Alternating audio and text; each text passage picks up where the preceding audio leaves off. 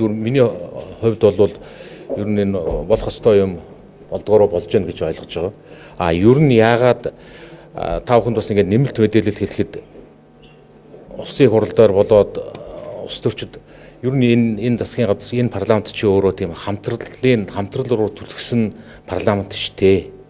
Ийм учраас заавал хамтрах эвсэх ёстой гэж ярьдаг. За миний хувьд энэ дээр байр суурь илэрхийлэхэд мэдээж эвсэж хамтарч нэгдэх асуудлууд, ойлголцох асуудлууд байна. Тэгвэл парламент дээр баруун жигүүрийн буюу жижиг төрийг иргэний орон зайг, бизнесийн орон зайг эрхэмлсэн баг татварыг эрхэмлсэн нам баруун талын зүүн жигүүрийн өндөр татвартай том төртөө том их зохицуултыг эрхэмлсэн нам хоёр яасан ч нэг тоогоонд орж эвсэж хамтарч болохгүй.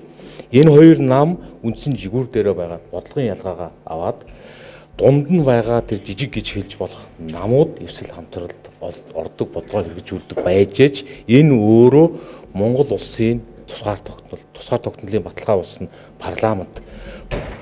парламентын ардчлалыг авч явж байдаг улс төрийн намуудыг эрүүл байлгахад чухал үүрэгтэй л гэж боддог. Яагаад гэвэл дахиад хэлэхэд парламентын эвсэл хамтрал хоёр гол нам хоорондоо эвсэж болох. Хоёр гол нам эвсчихээр парламентын 90% сонгуулийн хооронд эвсээд байх юм бол хамтраад байх юм бол сонгуул хийж яадаг. Ард түмнэр тэр зардал гарч тоглож яадаг. Хоёр улс төрийн намууд хоорондоо ярьж байгаа л судлах хугал авч хэлдэг. Тэгэхээр миний байр суурь бол энэ болох ёстой юм болдгоо. Энэ бол зөв чиг рүү явж байна. Парламентыг эрүүл мэтгэлцээний талбар сөрөг хүчинтэй, албан ёсны сөрөг хүчинтэй, цөөнхөн сөрөг хүчнэ гэдэг. Одоо цөөнхөн сөрөг хүчнэ гэж болохгүй болчдөг. Эрх баригчдын карманд орчдөг. Ийм байж болохгүй шүү дээ. Энэ өөрөө улс орны эрх ашигт энэ парламентод бүр хэтэрхий даамжилж олон сонгуул даамжиж ингэж бол энэ тусгаар тогтнолд хортой юм явуулаа гэж боддог. Хаана үндсэн болгох орныхоо хурлыг хуралдуулна. За та намын даргад нэр дэвших үү?